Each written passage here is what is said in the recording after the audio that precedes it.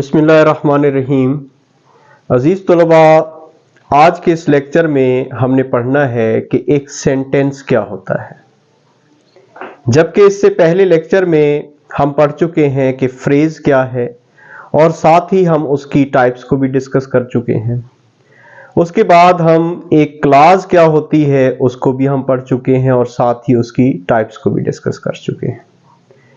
तो आज हमने इन डिटेल पढ़ना है कि एक सेंटेंस क्या है और साथ ही हम उसकी टाइप्स को भी डिस्कस करेंगे। तो आइए बिस्मिल्लाह करते हैं।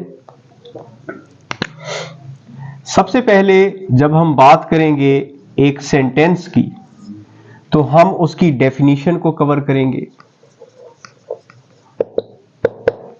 डेफिनेशन के बाद हम देखेंगे कि उसकी टाइप्स क्या है, और जब हम टाइप्स की बात करेंगे तो बेटा उसके अंदर हम इसको दो कैटेगरीज में डिवाइड कर देंगे। एक तो हम देखेंगे कि बाय फंक्शन इसकी कितनी टाइप्स हैं, और फिर हम देखेंगे कि बाय स्ट्रक्चर इसकी कितनी टाइप्स हैं। एक हमने इसको बाय फंक्शन डिस्कस करना है और फिर हमने इसको बाय स्ट्रक्चर डिस्कस करना है। जब हम बात करते हैं बाय स्ट्रक्चर की तो हमारे पास सिंपल सेंटेंस होता है, हमारे पास कंपाउंड सेंटेंस होता है, इसी तरह हमारे पास एक कॉम्प्लेक्स सेंटेंस होता है। बाज जो ग्रामेरियन है, जो स्कॉलर्स हैं, वो कहते हैं कि हमारे पास एक चौथी कैटेगरी भी है जो कि कंपाउंड कॉम्प्लेक्स के नाम से है। हालांकि ऐसा बिल्कुल नहीं है। जब एक सेंटेंस कॉम्प्लेक्स बन जाता है तो फिर वो कंपाउंड नहीं कहलाता। तो हम बहरहाल हम उसको भी देख लेंगे कि कंपाउंड कॉम्प्लेक्स क्या होता है। इसी तरह से जब हम इसको बाय फंक्शन डिस्कस करेंगे तो हमारे पास एक असर्टिव सेंटेंस है, उसके बाद हमारे पास इंटरोगेटिव सेंटेंस है, उसके बाद हमारे पास इंपेरेटिव सेंटेंस है, फिर हमारे पास एक्सक्लेमेटरी सेंटेंस है, और आखिर में हमारे पास ऑप्टेटिव सेंटेंस है। अच्छा, यहां पे भी एक कंफ्यूजन पाई जाती है। बाज ग्रामेरियन, बाज जो स्कॉलर्स हैं, वो कहते हैं एक्सक्लेमेटरी और ऑप्टेटिव एक ही है। हालांकि ऐसा कहना भी मुनासिब नहीं है। तो हम ऑप्टेटिव को भी अलग से डिस्कस करेंगे कि ऑप्टेटिव क्या होता है। तो आइए अब हम इनको इन डिटेल डिस्कस करते हैं। आप जरा ध्यान से बैठिए, तवज्जो से इस लेक्चर को सुनिए। इंशाअल्लाह इसके बाद कोई ऐसी गुंजाइश नहीं रहेगी कि आपको पता ना चले कि एक सिंपल, कंपाउंड या कॉम्प्लेक्स सेंटेंस क्या होता है, या फिर इसी तरह असर्टिव, इंटरोगेटिव, इंपेरेटिव, एक्सक्लेमेटरी और ऑप्टेटिव सेंटेंसेस क्या होते हैं। तो आइए सबसे पहले हम कवर करेंगे इसकी डेफिनेशन को। जब हम इसकी डेफिनेशन की बात करते हैं तो हम कहेंगे कि जो सेंटेंस है वो है it is a group of words. It is a group of words which has a complete sense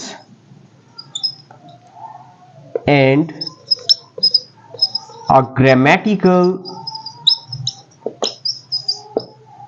form या फिर स्ट्रक्चर। तो आप इसकी डेफिनेशन के ऊपर अगर गौर करें तो इसके अंदर बेटा आप देखें, सबसे पहले तो ये एक ग्रुप ऑफ वर्ड्स है। इसके अंदर अल्फाज का एक ग्रोह है। उसके बाद दूसरी बात जो काबिल गौर है वो ये है कि एक सेंटेंस के अंदर कंप्लीट सेंस मौजूद होता है। इसका एक मुकम्मल जो है मफहूम होता है। जब तक एक सेंटेंस, एक ग्रुप ऑफ वर्ड्स मुकम्मल मफहूम बयान ना करे तो हम उसे सेंटेंस नहीं कहेंगे। इसके बाद जो तीसरी अहम बात है वो ये कि एक ये ग्रामेटिकल फॉर्म रखता है। इसके अंदर एक ग्रामेटिकल फॉर्म है, ग्रामेटिकल स्ट्रक्चर है, इसका एक अपना सिंटैक्स है। इससे मुराद ये है कि हमने हर पार्ट्स ऑफ स्पीच को उसकी मुनासिब जगह के ऊपर लिखना होता है। हमने एक फिक्रे के अंदर सब्जेक्ट को कहां लिखना है, वर्ब को कहां लिखना है और ऑब्जेक्ट उसके अंदर लिखना है या नहीं लिखना है, इस हवाले से बड़ी एहतियात बरतनी होती है। अगर हम मिसाल के तौर पे वर्ब से पहले हम ऑब्जेक्ट लिख दें तो यह गैर मुनासिब होगा।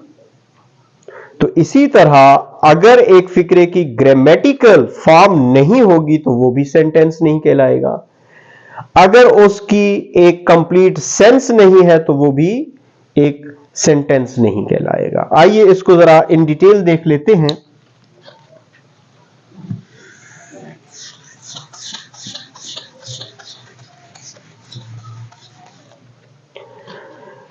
मैं आपके लिए कुछ ग्रुप ऑफ वर्ड्स लिख रहा हूं।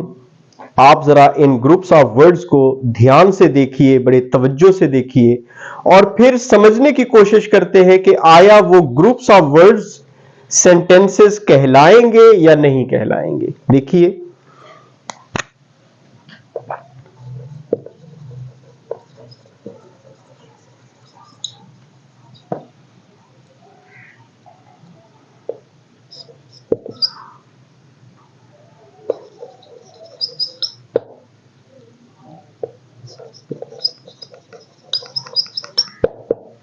मैंने कुछ ग्रुप्स ऑफ वर्ड्स लिख दिए हैं। अब ये देखते हैं कि आया हम इनको सेंटेंसेस कहें या फिर ना कहें। देखें, सबसे पहले मैंने एक ग्रुप ऑफ वर्ड्स लिखा है, हमजा हेल्प्ड मी। अगर आप जरा गौर से देखेंगे तो यहां पे हमजा हमारे पास सब्जेक्ट है, हेल्प्ड हमारे पास वर्ब है और मी हमारे पास इस हेल्प्ड का ऑब्जेक्ट है। तो ग्रामेटिकल हम कहेंगे कि ये ग्रुप ऑफ वर्ड्स अपनी एक फॉर्म रखता है, इसकी एक ग्रामेटिकल फॉर्म मौजूद है। अब हम इसके सेंस को देखते हैं कि क्या इसका मफहूम मुकम्मल है। देखें, हमजा हेल्प्ड मी, हमजा ने मेरी मदद की, इसका मतलब इसका तो सेंस भी है। अब इसके अंदर तीनों चीजें मौजूद हैं, ये ग्रुप ऑफ वर्ड्स भी है, ये एक कंप्लीट सेंस भी रखता है और इसकी एक अपनी ग्रामेटिकल स्ट्रक्चर, ग्रामेटिकल फॉर्म भी है। तो हम कहेंगे कि ये एक सेंटेंस है। नेक्स्ट के ऊपर आ जाइए बेटा। मैंने लिखा ही आस्क्ड। अब यहां पे ही जो है ये सब्जेक्ट है इस ग्रुप ऑफ वर्ड्स के अंदर और ये आस्क्ड जो है ये एक वर्ब है। तो ग्रामेटिकल फॉर्म तो इसकी मौजूद है। हम देखते हैं कि क्या इसके अंदर एक कंप्लीट सेंस भी है, क्या इसका एक मुकम्मल मफहूम भी बनता है। देखें, ही आस्क्ड, उसने मुझसे पूछा, उसने मुझसे पूछा। तो अब ये जो आस्क्ड है ये एक ट्रांजिटिव वर्ब है। अब ये आपसे मुतालबा कर रही है कि इसके आगे इसका ऑब्जेक्ट लिखा जाए, इसका मफहूम लिखा जाए। जब तक आप इसके आगे इसका ऑब्जेक्ट, इसका मफूल नहीं लिखेंगे तो ये कंप्लीट सेंस नहीं दे रहा है। ही आस्क्ड व्हाट, पूछा तो क्या पूछा, इसके आगे होना चाहिए he asked me a question, he asked me my name, he asked something. कुछ ना कुछ तो यहां पे लिखना होगा जो इसके ऑब्जेक्ट के लिए इस्तेमाल हो। चूंकि अगर ये ट्रांजिटिव वर्ब है तो ऑब्जेक्ट इसके आगे लिखना लाजिम है। तो हम अब ये कहेंगे कि इसके अंदर ग्रामेटिकल स्ट्रक्चर, ग्रामेटिकल फॉर्म तो है लेकिन इसका कंप्लीट सेंस नहीं है, तो लिहाजा ये सेंटेंस नहीं है। लास्ट पे आ जाइए जरा। ही स्माइल्ड। अब देखिए, ही इसके अंदर सब्जेक्ट है, स्माइल्ड इसके अंदर वर्ब है। अब डिसाइड करना है कि स्माइल जो है वो ट्रांजिटिव है या इंट्रांजिटिव वर्ब है। यकीनी तौर पे स्माइल एक इंट्रांजिटिव वर्ब है, इसके आगे मफूल लिखने की, ऑब्जेक्ट लिखने की जरूरत नहीं है। ही स्माइल्ड, वो मुस्कुराया, मफहूम बिल्कुल वाज़े है, वो मुस्कुरा दिया, वो मुस्कुराया। इसके आगे हमें कुछ और लिखने की जरूरत नहीं है। अगर हम लिख देते हैं तो वो ऑप्शनल, वो एक ऑप्शनल है, वो हमारे ऊपर, हमारी सवाबदीद पे है। हम लिखना चाहें तो लिख दें, ना लिखना चाहें तो ना लिखें। तो अब इस ग्रुप ऑफ वर्ड्स के अंदर एक सेंस भी है और इसकी ग्रामेटिकल स्ट्रक्चर, ग्रामेटिकल फॉर्म भी है, तो हम कहेंगे कि ये एक सेंटेंस है। उम्मीद है ये बातें आपको समझ आ रही है। अब हम आते हैं इसकी कैटेगरीज की तरफ। तो सबसे पहले हम एक सेंटेंस को उसके स्ट्रक्चर के हिसाब से, उसके स्ट्रक्चर की बुनियाद पे देखते हैं कि उसको हम कितनी कैटेगरीज के अंदर, कितना टाइप्स के अंदर डिवाइड कर सकते हैं। देखिए, मैं आपके लिए एक यहां पे सेंटेंस लिख रहा हूं, आप जरा ध्यान से उसको समझने की कोशिश कीजिए। मैंने लिखा Hamza is my son and I am proud of him because he helps the poor। मैंने आपके लिए यहां पे एक सेंटेंस लिखा है। अब आप इसको जरा ध्यान से देखिए और समझने की कोशिश कीजिए कि ये बाय स्ट्रक्चर कितने यूनिट्स अपने अंदर लिए हुए हैं और हर यूनिट जो है वो क्या काम कर रहा है। देखिए, मैंने कहा कि बाय स्ट्रक्चर बेटा हम या तो देखेंगे फिक्रा सिंपल होगा, या तो फिर वो कंपाउंड होगा, या फिर वो कॉम्प्लेक्स होगा, या फिर कॉम्प्लेक्स होगा। अब एक सिंपल सेंटेंस जो है वो एक सीधी सादी स्टेटमेंट होती है। वो स्टेटमेंट पॉजिटिव भी हो सकती है, वो नेगेटिव भी हो सकती है। अब आप जरा गौर करें, हमजा इज माई सन, यहां से लेकर यहां तक अगर आप इसको ध्यान से पढ़ें तो ये एक स्टेटमेंट है। हमजा इज माई सन, हमजा मेरा बेटा है। इसके बाद अभी आप इसको थोड़ा सा इग्नोर कीजिए, आप यहां से लेकर यहां तक पढ़ने की कोशिश कीजिए। I am proud of him, मुझे उस पर नाज है, मुझे उस पर फख्र है, ये भी एक स्टेटमेंट है। अब आप इसको थोड़ा सा इग्नोर कर दीजिए, फिलहाल हम इसको इग्नोर कर रहे हैं। यहां से लेकर यहां तक इसको पढ़कर देखिए। ही हेल्प्स द पुअर, वो गरीबों की मदद करता है, ये भी एक स्टेटमेंट है। तो इसका मतलब जो स्टेटमेंट होती है वो एक सिंपल सेंटेंस होती है। तो अब अगर हम इन तीन यूनिट्स को, इन तीन क्लासेस को अगर हम अलग अलग देखते हैं तो हर एक अपने अंदर एक स्टेटमेंट है, अपने अंदर एक पैगाम है और मुकम्मल मफहूम रखती है और ग्रामेटिकल स्ट्रक्चर भी है। अगर हम यहां से लेकर यहां तक इसको अलग लिख दें, यहां पे फुल स्टॉप लगा दें, तो ये हमारा असर्टिव सेंटेंस है। यहां से लेकर यहां तक अगर हम लिखते हैं, फुल स्टॉप लगा दें, तो ये हमारे पास एक दूसरी स्टेटमेंट है। यहां से लेकर यहां तक अगर हम इसको अलग से लिख दें, फुल स्टॉप लगा दें, तो ये एक अलग स्टेटमेंट है। इसका मतलब ये अलग अलग से हमारे पास तीन सिंपल स्टेटमेंट्स हैं, तीन सिंपल सेंटेंसेस हैं। अब हम देखते हैं बेटा, ये हमें समझ आ गया कि ये यहां से लेकर यहां तक एक सिंपल सेंटेंस हो सकता है। अब कंपाउंड क्या होता है? देखिए, कंपाउंड जब हम कहेंगे कंपाउंड, तो उसमें हमने गौर से देखना होता है कि इसका जो कंजंक्शन है वो किस टाइप का है। अगर तो दो यूनिट्स को, दो क्लासेस को मिलाने वाला कंजंक्शन कोऑर्डिनेट कंजंक्शन है, यानी फैन बॉयज में से कोई एक है, तो वो सेंटेंस फिर हमारे लिए एक कंपाउंड सेंटेंस होता है। अब आप थोड़ा सा गौर करें, यहां से लेकर आप इसको यहां तक पढ़िए। हमजा इज माई सन, हमजा मेरा बेटा है, और क्या है, and I am proud of him, मुझे उस पे नाज है। ये दो स्टेटमेंट्स हो गई, और इन दो स्टेटमेंट्स को, इन दो क्लासेस को, इन दो यूनिट्स को हमने मिला दिया है एक कोऑर्डिनेट कंजंक्शन के साथ। तो ये हमारे पास जो सेंटेंस बन के आया है वो है कंपाउंड सेंटेंस।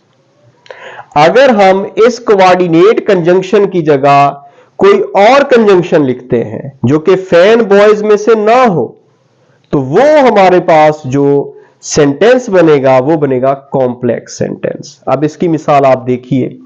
अब आप थोड़ा सा इसको यहां से लेकर यहां तक पढ़ने की कोशिश कीजिए। I am proud of him because he helps the poor. अब आप देखें कि ये जो दो यूनिट्स हैं, ये जो दो क्लासेस हैं, ये जो दो पार्ट्स हैं सेंटेंस के अंदर, इनको हमने मिलाया है एक सबऑर्डिनेट कंजंक्शन के साथ जो कि है बिकॉज।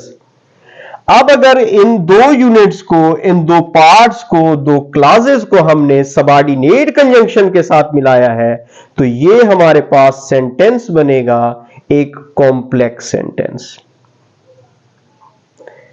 अगर आपके पास दो यूनिट्स को, दो क्लासेस को मिलाने वाला कंजंक्शन कोऑर्डिनेट हो, तो वो फिर बनता है कंपाउंड सेंटेंस। अगर आपके पास दो यूनिट्स को मिलाने के लिए, दो पार्ट्स को, दो क्लासेस को मिलाने के लिए जो कंजंक्शन है वो सबऑर्डिनेट कंजंक्शन हो, तो फिर आपके पास जो फिक्रा बनता है वो कॉम्प्लेक्स सेंटेंस बनता है।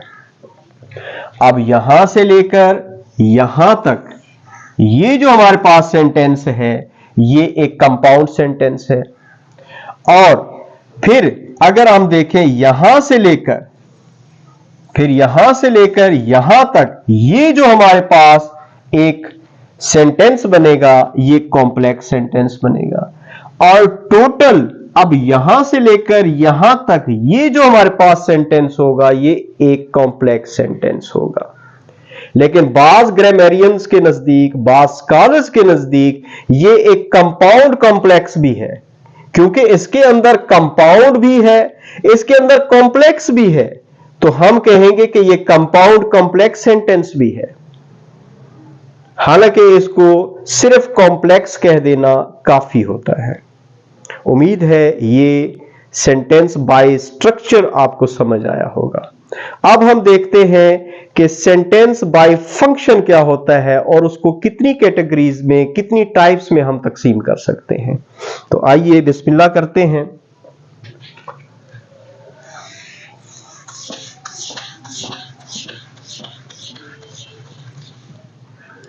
देखें, मैं आपके लिए यहां पे सबसे पहले बाय फंक्शन लिख रहा हूं असर्टिव सेंटेंस।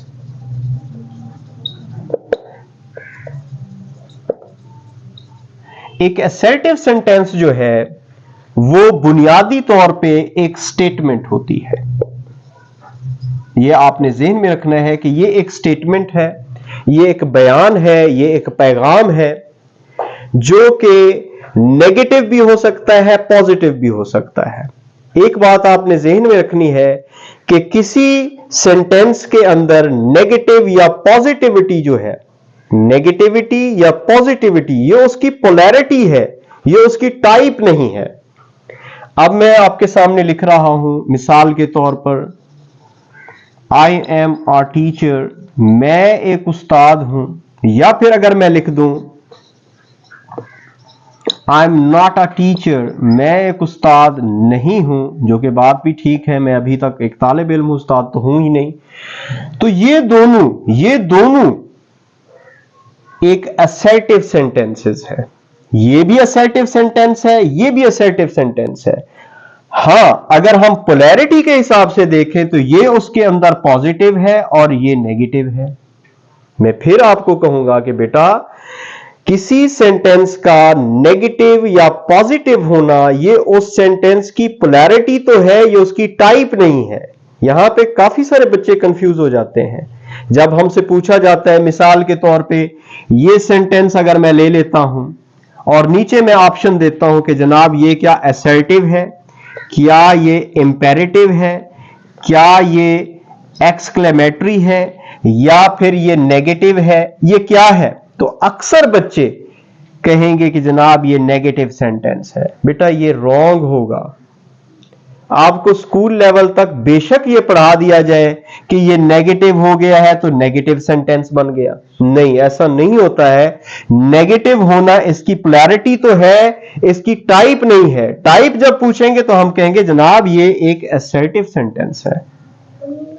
उम्मीद है ये बात आपको समझ आई होगी। हम नेक्स्ट कैटेगरी की तरफ बढ़ते हैं। आप जरा ध्यान से बैठिए।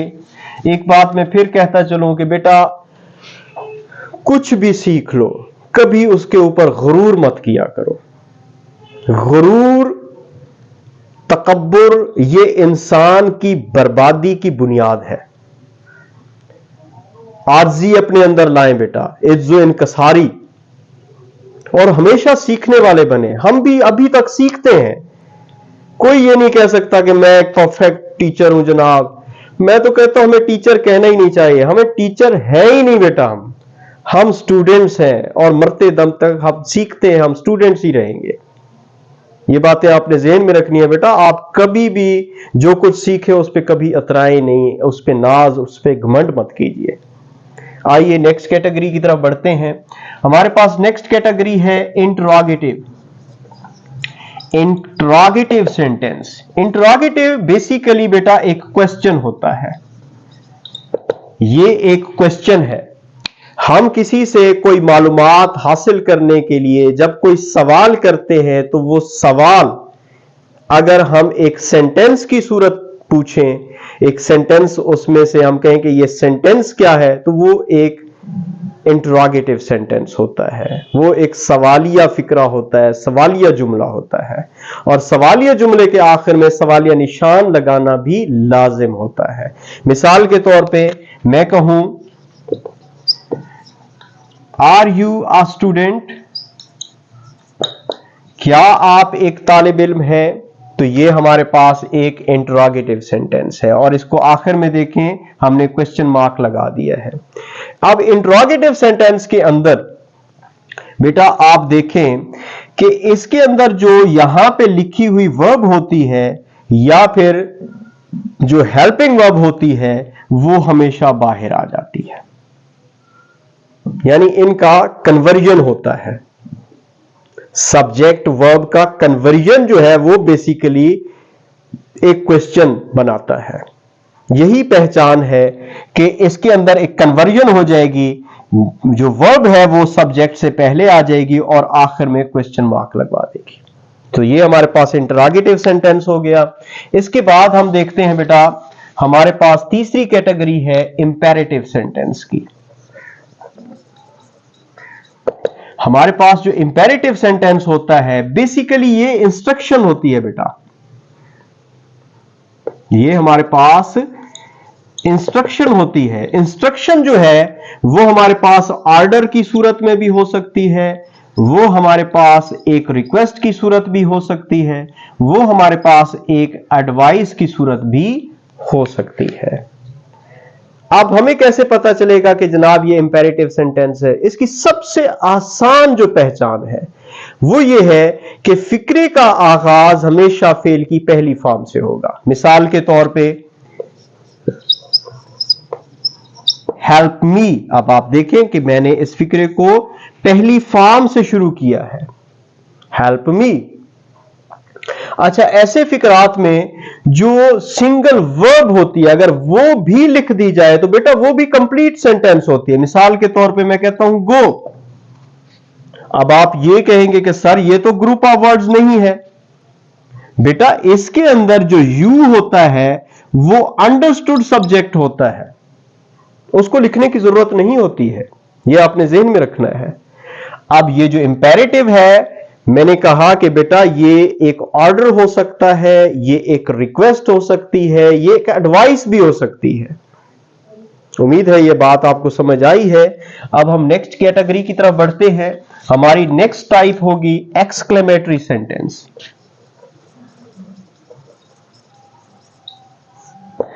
एक्सक्लेमेटरी सेंटेंस जो है ये हमारे पास हमारे जो फीलिंग्स होती है, सडन फीलिंग्स, उनका एक्सप्रेशन होती है, उनका इजहार होती है। यानी हम कह सकते हैं कि ये एक्सप्रेशन है ऑफ सडन फीलिंग्स का, ऑफ सडन फीलिंग्स का।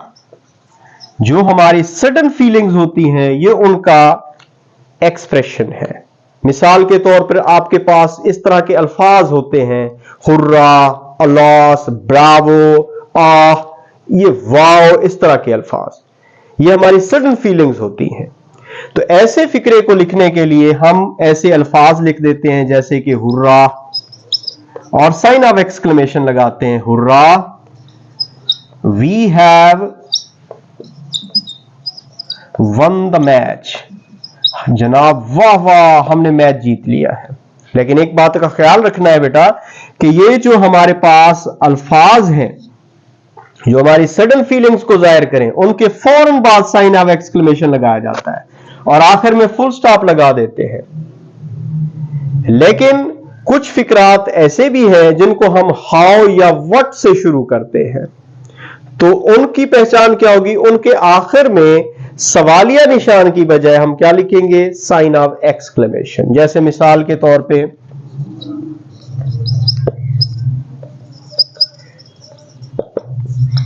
व्हाट अ ब्यूटीफुल बर्ड, हम चाहें तो इसको यहीं पे खत्म कर दें, चाहे तो आगे लिख दें इट इज। ये हमारे पास एक एक्सक्लेमेटरी सेंटेंस है। इसके बाद हम देखते हैं बेटा ऑप्टेटिव सेंटेंस।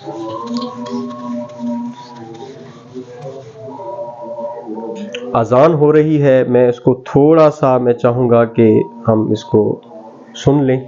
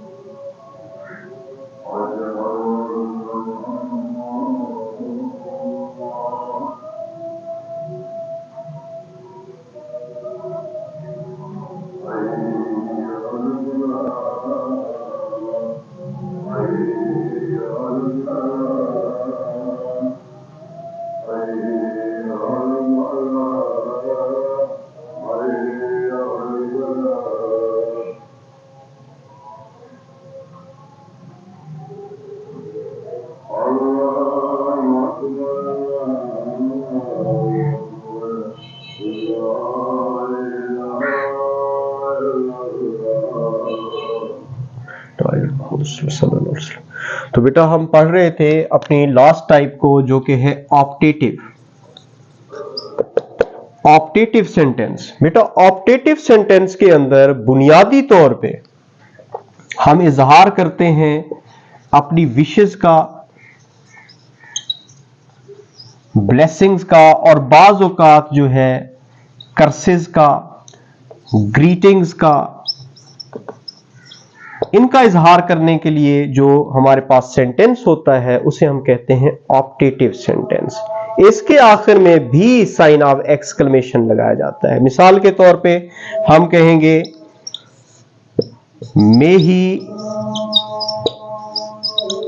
लिव लॉन्ग, या फिर हम कह सकते हैं मिसाल के तौर पे I wish I were rich, या फिर हम कह सकते हैं मिसाल के तौर पे अजानें हो रही हैं लेकिन एक अजान का जवाब देना हमारे ऊपर लाजिम होता है। तो बहरहाल देखें, मे यू लिव लॉन्ग, अल्लाह तबारक व तआला आपकी उम्र दराज फरमाए, ये एक दुआ है बेटा। इसके बाद देखें I wish I were rich, काश के मैं अमीर होता, ये हमारी विश है बेटा। इसके बाद देखें यू आर वेलकम, आपको खुशामदीद कहा जाता है, खुशामदीद, तो ये हमारे पास एक ग्रीटिंग है। तो इस तरह के जो फिकरात होते हैं बेटा, हम उनको कहते हैं ऑप्टेटिव सेंटेंसेस। तो उम्मीद है आज का ये लेक्चर आपके लिए मुफीद साबित होगा। अगले लेक्चर तक अपनी दुआओं में याद रखें। इंशाअल्लाह मिलते हैं, फिर बहुत जल्द मिलते हैं अब अगले लेक्चर में। तब तक के लिए अल्लाह हाफिज।